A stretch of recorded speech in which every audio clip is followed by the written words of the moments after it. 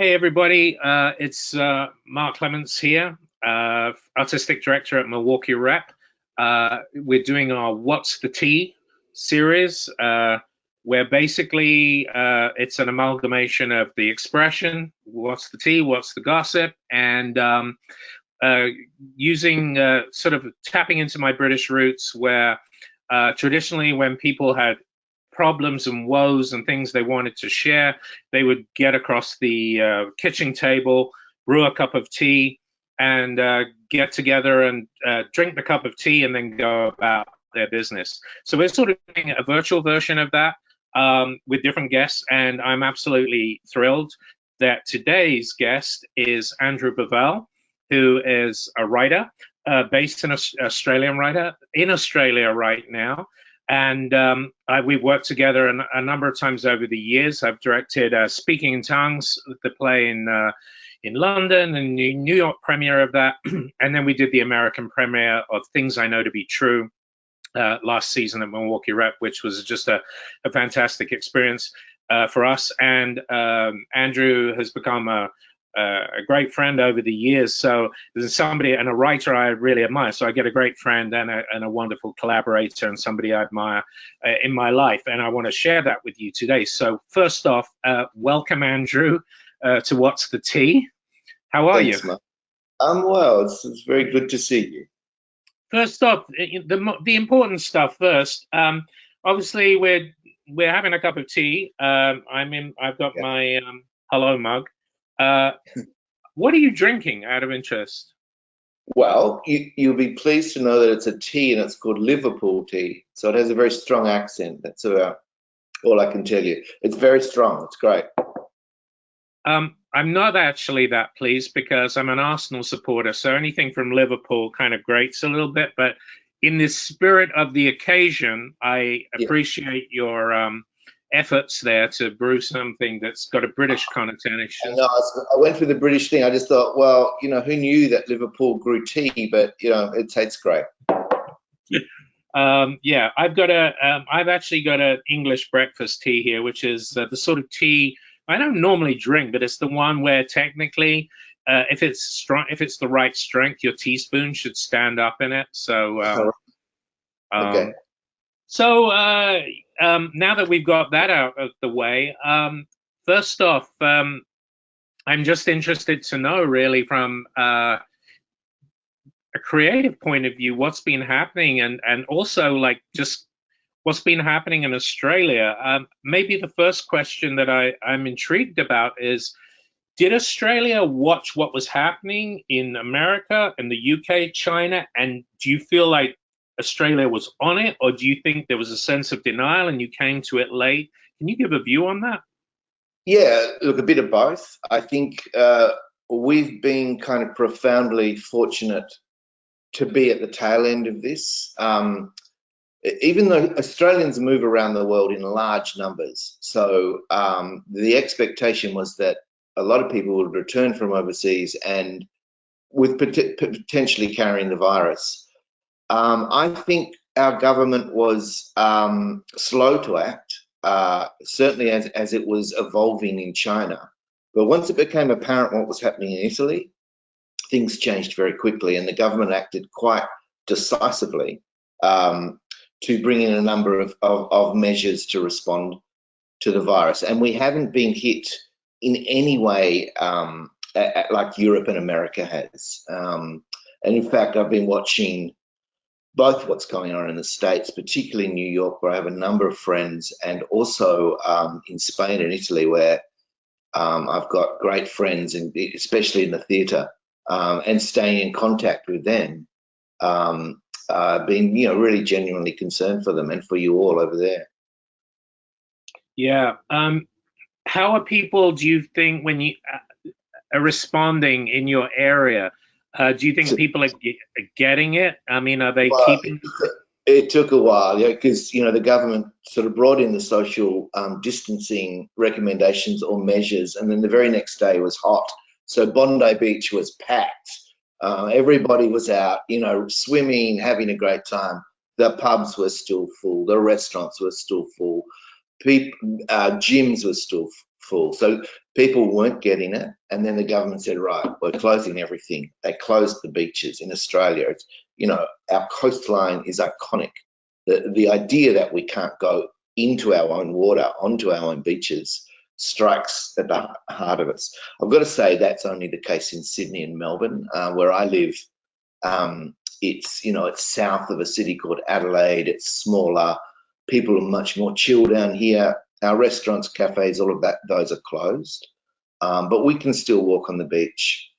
We can only go out as two people. We can't gather in groups larger than that unless they're your family. So there are restrictions, but it's not as bad here as it is on the East Coast.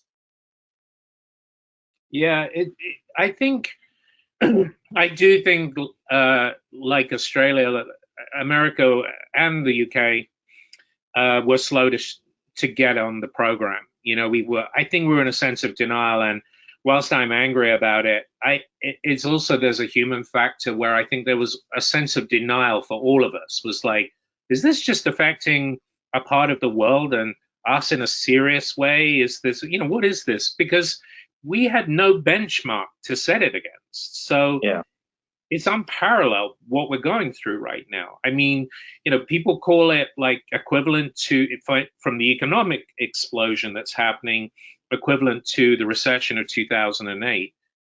But that was a very different thing, because we were fighting something on a fiscal front and not on a worldwide health front, which is change none of us have experienced in our lifetimes.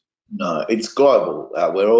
It's not happening over there. It's not happening to somebody else. It's happening to all of us at the same time. And I think that's generating, reminding us that we're deeply connected, and that what happens in one part of the world is going to affect us all. And so we need to think globally about how we solve things. And that's why, your president's leadership is so distressing, because he continues to sort of, call it the Chinese virus, or apportion blame, where it's unnecessary and unhelpful, and it's such a failure of leadership to hear him talk about the crisis that not only America's facing but the world's facing. Once the US president would have stood up and led at least the Western world in this, and now I just see a man floundering, a man who is way out of his depth. And I just hope he's got some very good advisors in place.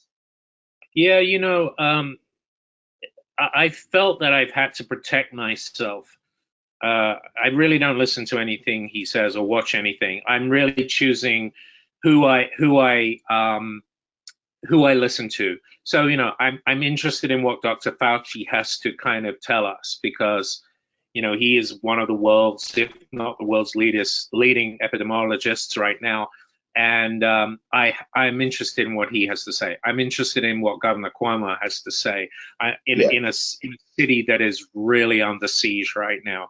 And I think we have to be very selective to who we go to. I'm very encouraged by individual states in America and individual leaders of organizations who are making sense of what it is for them, rather than waiting for a lead from central government, which does not seem to be prudent. Who are you listening to? I'm interested. Where are you when you have the ability to kind of tune into the news? When you've got, how are you doing that? Handling it? Where are you going? Yeah, well, as it was evolving, becoming apparent, becoming clear what was happening, like a lot of people, I was obsessively following the news, any source of information I could get. As each day, it dawned on us that this was more serious than we thought it was going to be. So I was hungry for information. I was using Twitter a lot, and I was obsessively waking up in the morning, checking my phone, which I don't usually do, going onto Twitter, scrolling through all the stuff. All the official coronavirus sites were really helpful, the government sites, the medical sites, but also just the general public's commentary, stories about how people were coping, their fears. Since then, like you, I've got a little bit more selective.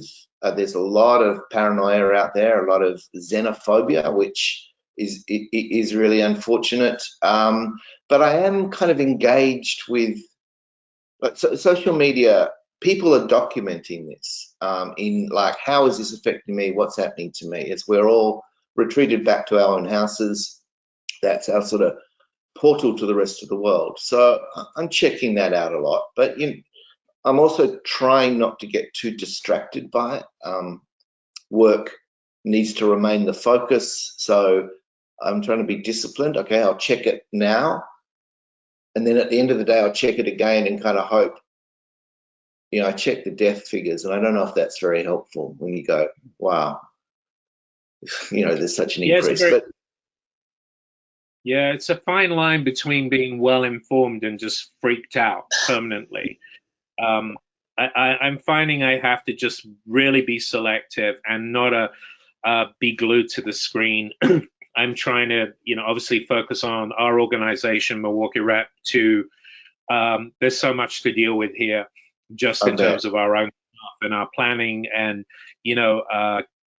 keeping our staff working as long as possible. And, we had 4 shows in play, either in rehearsal, on the stage, and as this was folding out, we were working out on the day, do we have to cancel this? Do we have to, is this a 2-week thing, a 3-week thing? Can we keep the show that's in rehearsal at the beginning?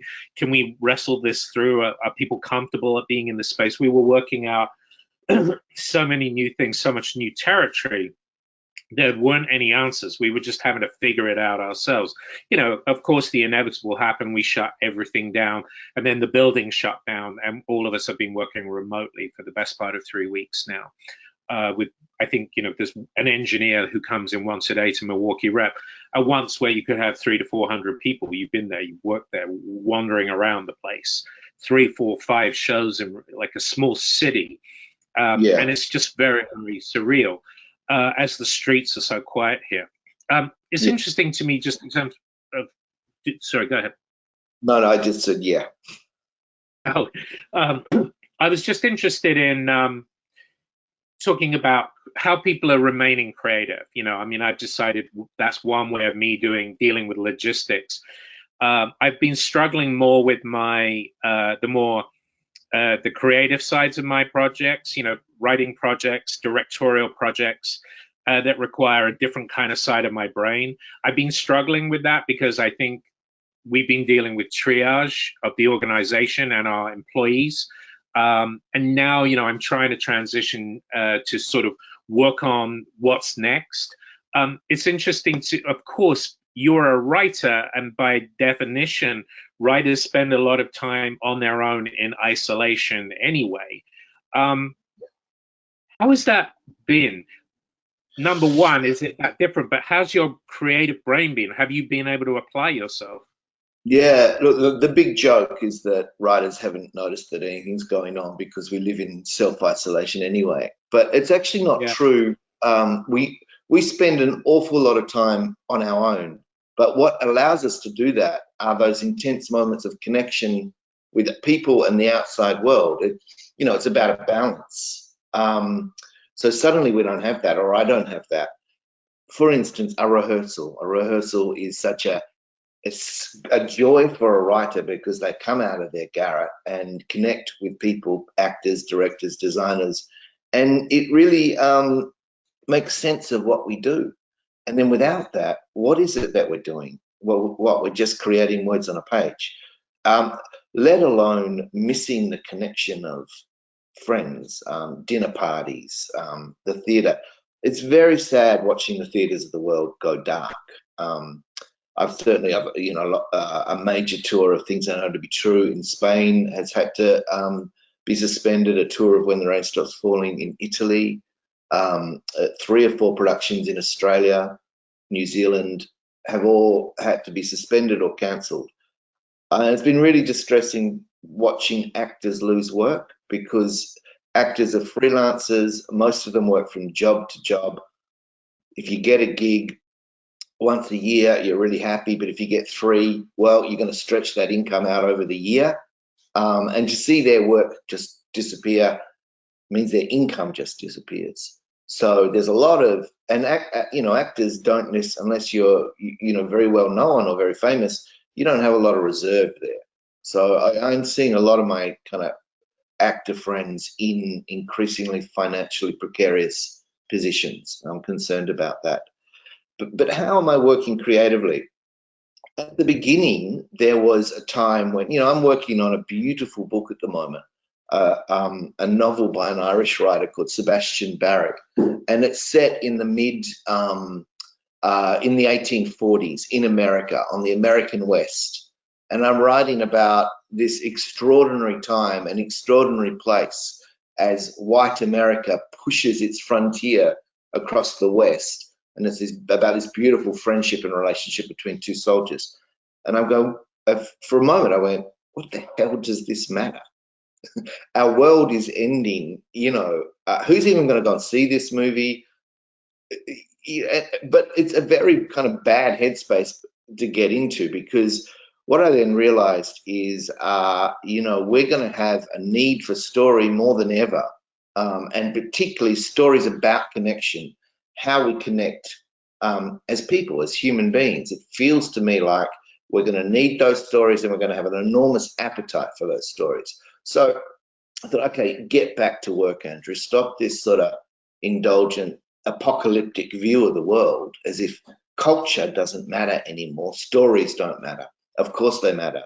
It's our job as artists, as writers, to make sense of what's happening to the world. And we can do that literally by telling stories about it, or metaphorically, however. But we got to respond. We've got to give people ways to make sense of this. So, and I can do that through telling stories. So I'm back to work, trying to stay focused, trying to do my quota every day. But I'm being very kind to myself as well.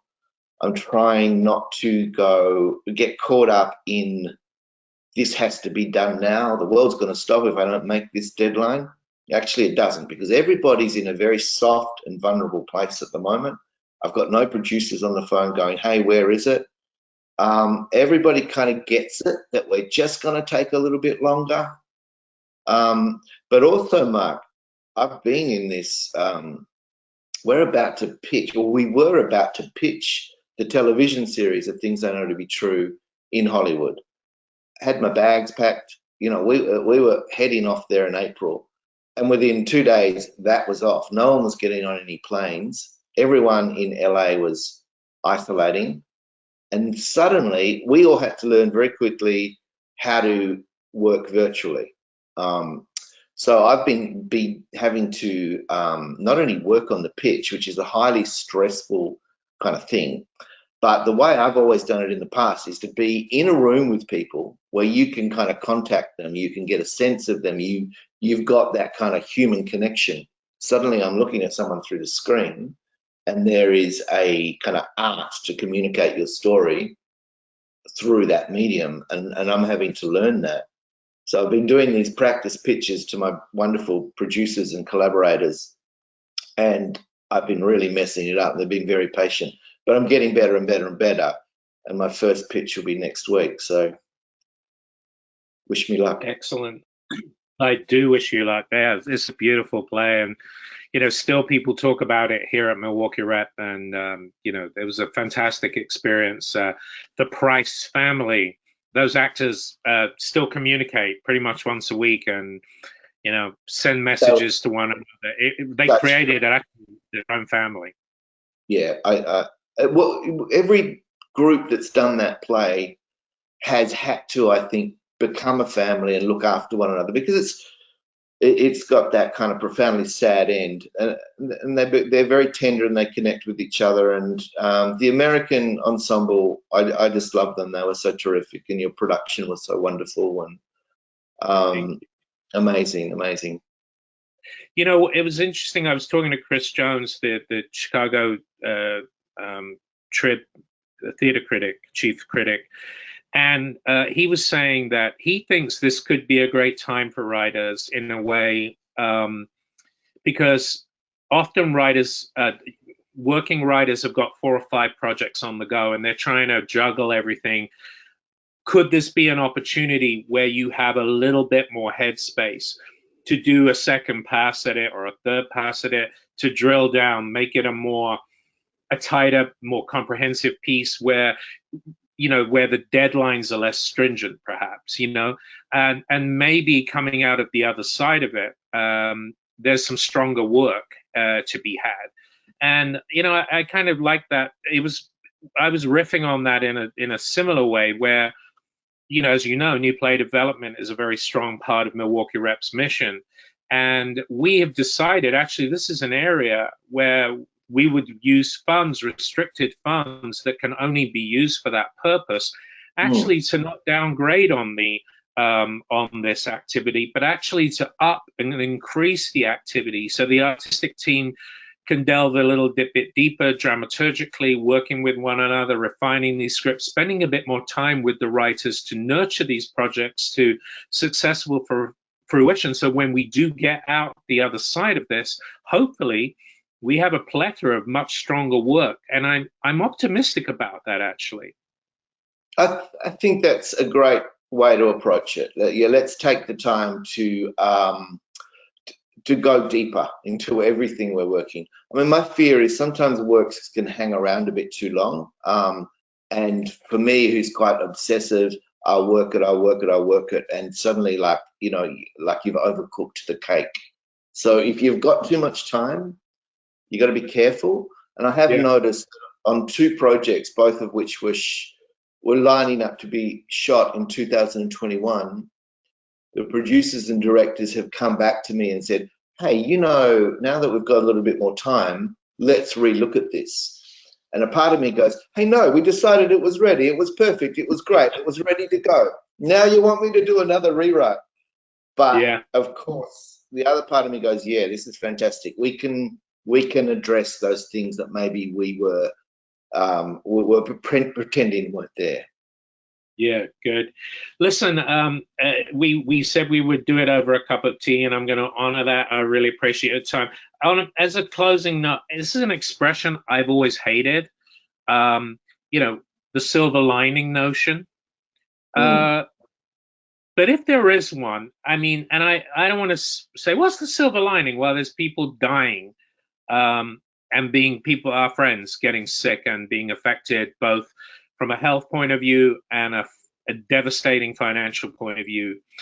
But in terms of a human point of view, what is, as you see it right now, and maybe you don't have one, and that would be a fine answer too, but what it might be a silver lining for you right now, or do you see happening globally? I think this is a profound time. It's a turning point. Or if we don't take this moment to pause and evaluate where we are, particularly in relation to the environment. Look, for me, on the grand scale, I think it's the end of neoliberalism.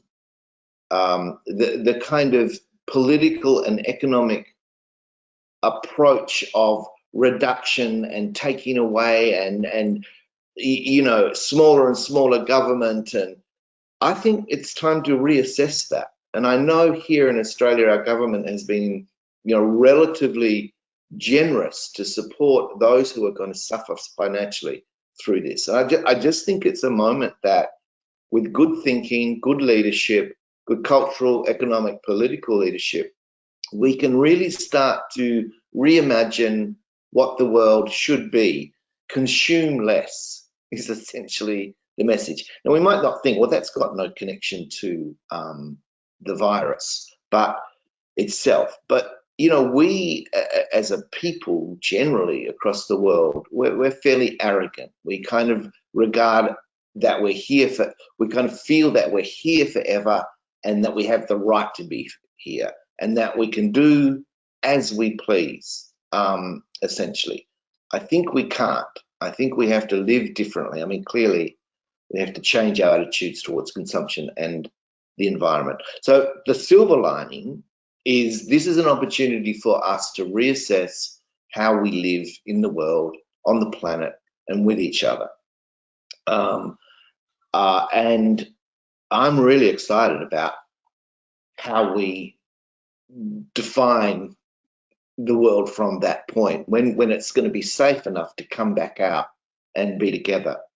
The other silver lining is I am so, on a more personal level, going to enjoy the touch and embrace of loved ones and friends. Like, you know, we all take for granted. How long since you've shaken someone's hand? And I always loved that gesture, let alone in the theatre. We're always hugging and kissing and all Right. of that. Less so now because we're sort of, you know, learning that that's not always the right way to work. But touch. I'm looking forward to touching all my friends again. Yeah. Listen, Andrew, thank you for taking the time to do this. It's actually lifted my spirits just seeing your face.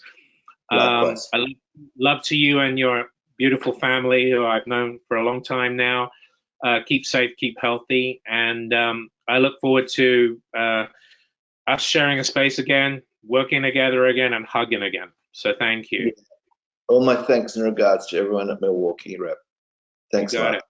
Thanks, man.